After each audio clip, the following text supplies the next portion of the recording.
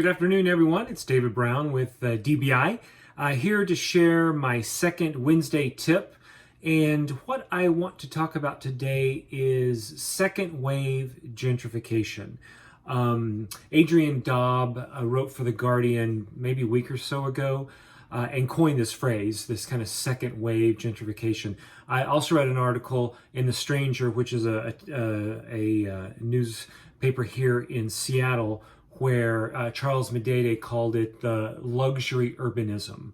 And the gist of these things, this second wave of gentrification, is the second wave brings even more well-to-do, well-heeled type of people into a community.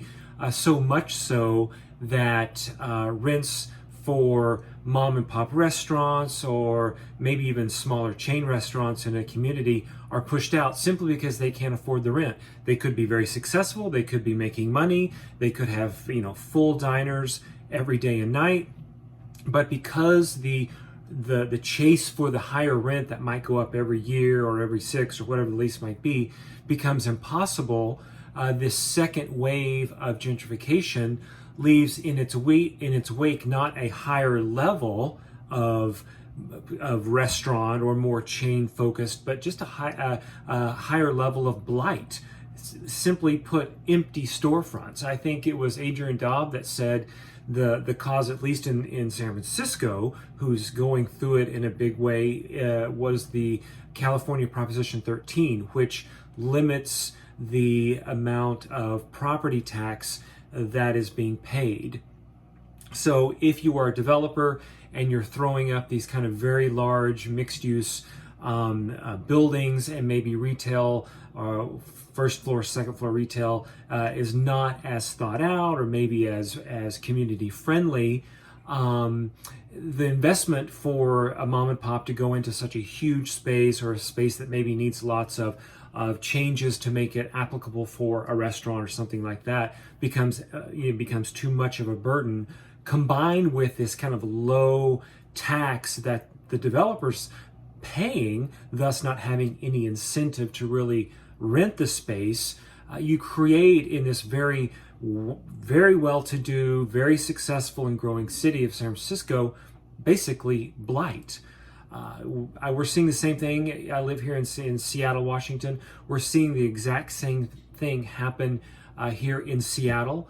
It is what Charles Medede calls money purified by architecture, which I think is such a unique way to put what's going on. And the risk here is that these cities become these areas kind of detached from market influences and really become these playgrounds for the ultra rich. Middle class can't live there, upper middle class can't live there.